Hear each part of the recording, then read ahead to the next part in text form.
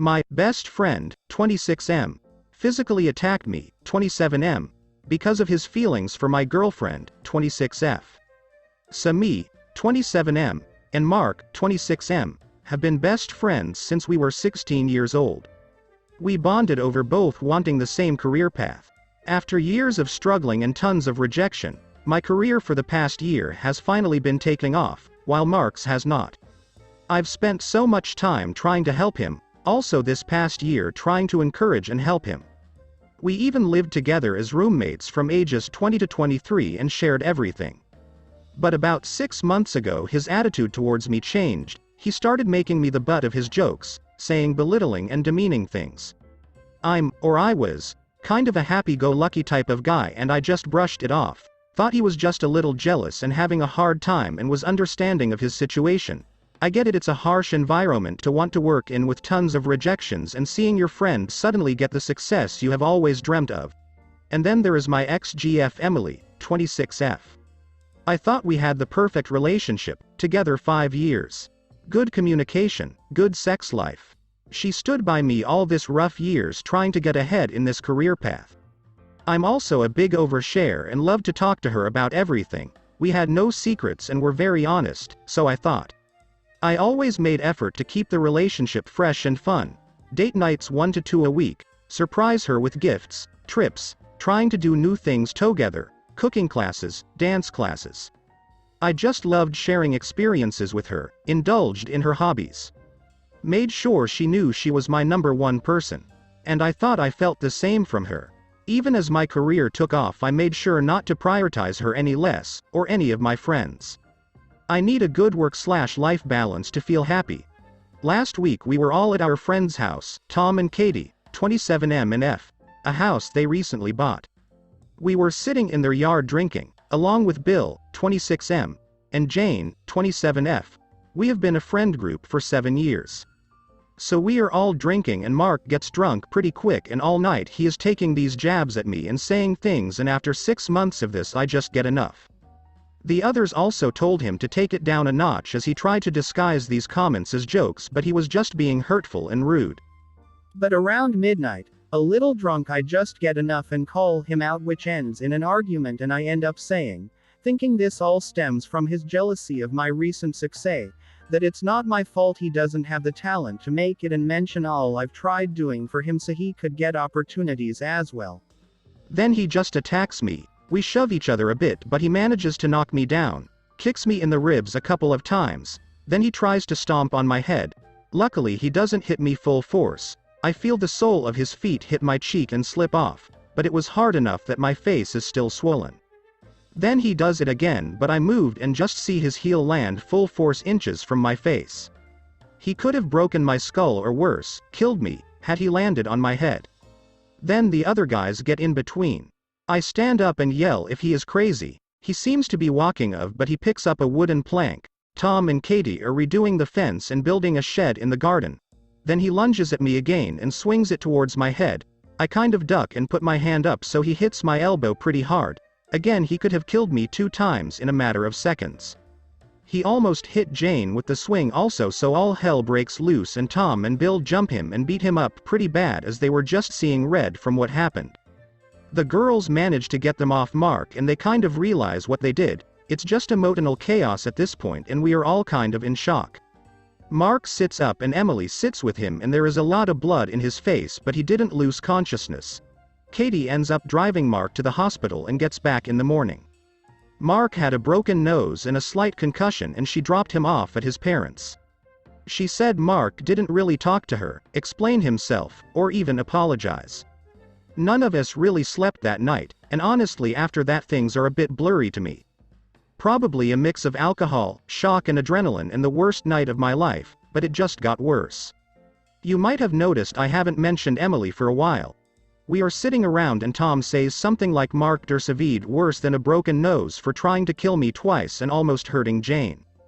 Then Emily, who has been quiet, suddenly snaps and defended Mark, saying he doesn't deserve any of this and that he just has been having a hard time. Tom and Emily almost end up in a screaming match before Emily storms off. I follow her, thinking, okay, we are all in shock and sleep deprived, and plan to comfort her. I find her in the guest room crying. I tell her I understand and we are in shock and maybe we should just try to get some sleep. She doesn't even look at me and suddenly I realize, Mark and Emily were sitting next to each other the previous evening, not the first time. When Mark was screaming at me, Emily was by his side, tugging at his arm, pleading him to take a walk with her and calm down, to Mark, not me. After Mark kicked me, stomped on me, swung a plank at me, her attention was still on calming him down. While I laid down in pain, she didn't check on me. When the guys were beating Mark, she was screaming in hysteric, trying to pull them off him. I don't even remember her asking me once if I was okay all night. So I ask her, "Are you cheating on me with Mark?" And she just starts crying hysterically and repeating she never intended for it to go this far, and I got my answer and I just lose it and start yelling at her what is going on and how she can do this. The others come in and the guys take me to another room and try to calm me down. Jane and Katie end up driving Emily to her parents, and Jane ends up staying with her as apparently they were worried about her. All the car ride she cried so much she couldn't speak. When they got to her parents, Jane and Emily's dad had to help her up the stairs and into bed as she barely stood up as she was just in hysterics still, and the only thing she managed to say, or scream according to them, was that she had ruined everything. So Jane stayed as her parents were worried sick and never seen her like this. Jane and Katie told them what had happened with Mark and me, and it seemed to stem from Mark and Emily's affair. Then 5 days pass. I'm just in so much physical and emotional pain. Just so angry and confused. My elbow has a fracture, got a couple of bruised ribs and the right side of my face swollen. The night is on repeat in my head. I sent Emily some texts asking for an explanation but she didn't answer. Then this morning I get a call from my former mother-in-law, and bless their heart, my former in-laws are amazing people and always been so kind to me and helped me though a lot these past years. She is very apologetic for her daughter and is very understanding. Then she says that Emily wants to see me and talk and if I could come over, which I agreed to. I arrive and they say they will go outside and wait in their car to give us space, but because of the state Emily is in they don't want to leave the premise. I walk in and when I see Emily it's a roller coaster of emotion, anger and bitterness. Then I felt sorry for her and just wanted to hug her. She looked awful, like a mental patient. Like she hadn't eaten, showered or slept since that night. I just felt so bad seeing her like that and had to restrain myself not to run over and take her in my arms. So I just sat down facing her. She said I could ask her anything and she would be honest, and kept repeating how sorry she is and that she has ruined everyone's life. I'm not gonna go into too much details as this is long enough, but basically a year ago Mark confessed his love for Emily and has been very persistent since then. She said she made it clear it wasn't mutual. I ask why she didn't come to me. She says she didn't want to ruin our friendship and wanted to fix things. Then these last most he has become more aggressive, asking her to leave me for him. I asked if anything had happened. She said they kissed twice and Mark initiated both times but she stopped it. And they once cuddled over a movie, that Mark tried to initiate sex and then she left and set clear boundaries. I asked why she kept seeing him alone if he was constantly trying to kiss her and get her into bed. She said he always promised he wouldn't do it again. I asked why she didn't cut contact, why she kept answering his DMs, kept meeting him, giving him false hope and leading him on, if she liked his attention. Then she said the strangest thing, that she felt bad for him, felt sorry for him, felt protective of him like she was his big sister WTF and she needed to help him get over her, that she even set him up on a date with a friend which he sabotaged by being a dick to the girl. I asked her if she was stupid, if she was telling the truth. She did nothing but keep his hope and crush for her alive by keep giving him all her time. She started crying and doubled down on having a sister-brother relationship with him and wanting to fix everything and that he was just having a hard time and she wanted to help him to get on his feet again. But he kept getting more persistent and started talking about me in a bad way and that I didn't deserve her. She says she regrets everything and said she was just stupid and had ruined everything and dealt with everything in the worst way possible, but she did it in good faith, not realizing she was just making things worse. Then I ask her if she has had any contact with him since that night and she takes this awkward pause before starting bawling her eyes out and saying yes. That just destroyed me, completely ruined me. This man, for over a year tried to get with her, tried to kill me, and I wait 5 days for her to answer me only for her mother to call me on her behalf and meanwhile she is texting with him. I couldn't answer, I just felt like hurting her, not physically, but emotionally, so I decided to just get up and go. She pleads with me, offers to show me the texts, saying she just checked if he was okay, and then the discussion went to her telling him it's over and to stop contacting her. But for me, she made her choice. I was in the worst pain in my life these last 5 days because of them, and she still chooses to continue to talk to him while I was on my own? I walk out with her following me pleading, and I'm not proud of this, but her mom and dad get out of the car and ask if everything is alright, and I just lose it. I yell that their C-word of a daughter has ruined my life, how she could choose the man who tried to stomp on my face over me. I was so angry I couldn't even drive, so I just start walking away. I don't know for how long he was walking, but my ex-father-in-law drives next to me, tells me to get in, which I do, expecting him to yell at me or tell me off, but bless his heart, he just drives me home. We didn't talk all the way, but when he stopped outside of my place he put his hand on my shoulder. I couldn't even look him in the face after what I said to them. Emily did text me screenshot of their texts, which seems to prove what she said, that she only checked if he was okay and then said she couldn't keep him in his life. That she would never forgive him for attacking me. She also sent more screenshots of their previous chats, mostly of her telling him to stop, that she didn't have feeling for him, and of her rejecting his advances. But as they have been talking for over a year, I guess she could cherry-pick parts of the conversations that look in her favor and leave other parts of texts out. I have not responded yet, and I don't think I ever will, and I will block her, but for some reason I just can't yet. Now I'm here just getting this all out of me. I just feel so betrayed and angry and horrible. I want to hurt Emily and Mark so bad, not in a violent way, just emotionally, make them feel the pain I'm feeling, and I know that's not a healthy way to feel, or a healthy thing to do, so I hope just writing this out, even if no one reads this, will help me start to process what the hell has happened.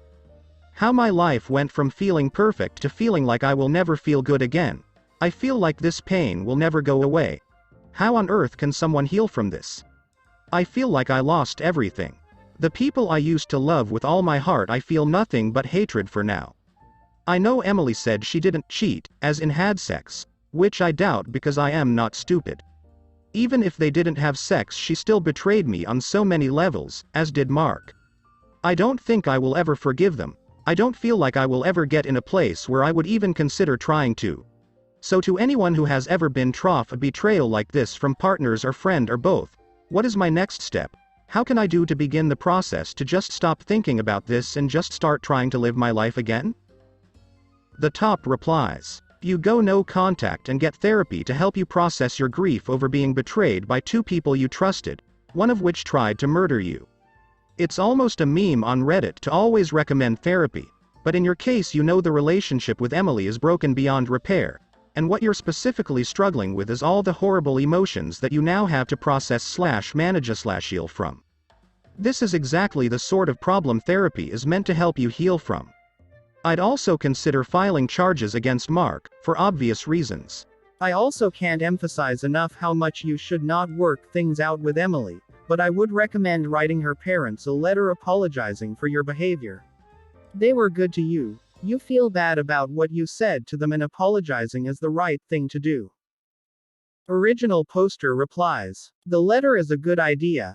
I will define aitA in the next few days when my head is a little clearer. They don't deserve to be caught in the middle of this. And yeah, I think therapy might be good idea. I've talked about this with the others in the friend group, but I find it hard. It might help to talk to a professional to dig deeper. As for filing charges, that has been brought up as well, and all of them have said they would testify on my behalf and tell what happened, and a part of me wants to do it just to hurt Mark, but another part of me just wants this to be over and never see him again. The second reply. Here is some concrete advice on moving forward. Save any and all evidence correspondence regarding Mark and Emily. This is immensely important due to the following: consider filing legal charges against Mark for attacking you. You do have witnesses, tell your entire friend group about what happened, no just the attack, but Mark's jealousy and Emily's cheating. Cut off Mark and Emily completely, as well as any friends who take their side or don't cut them off. Focus on your career, hit the gym, avoid the bottle, get into therapy. I know there are many who would disagree on telling everyone about the cheating, but it is important that you do this first before they have the chance to flip the narrative. If they have the gumption to lie to you, their friend and partner respectively, then have no doubt they will lie to everyone else to make themselves look better and you the villain. Original poster replies, "Thanks for these advice. Luckily all my friends from this group are on my side and willing to testify if I decide to press charges as witnesses. I have vaguely told others what happened, as I needed a few days off from work and had to cancel attending events of other friends due to the physical and emotional pain, and as far as I can tell, the few of those who also know Emily or Mark didn't know about it, so they haven't, so far at least, tried to get the narrative in their favor. And yes, I will buckle down and focus on my career and get back on track mentally.